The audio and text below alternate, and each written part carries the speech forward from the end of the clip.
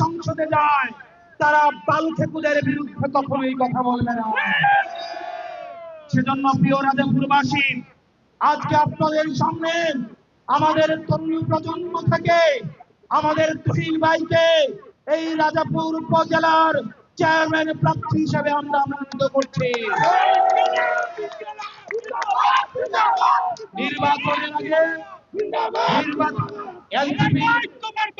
এলজিপির নির্বাচনের আগে আমরা আপনাদেরকে বলেছিলাম আপনারা আমাদেরকে ফ্রিতে ভোট দিবেন, আমরা আপনাদেরকে ফ্রিতে সার্ভিস দিব। এই গত 5 মাসে আপনারা সংসদে দেখেছেন আমরা কোন রক্তচক্ষুকে ভয় পাই নাই।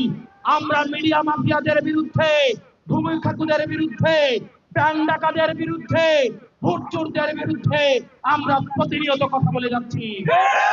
কারণ দিন শেষে আমাদের বৈধতা হচ্ছে জনতা।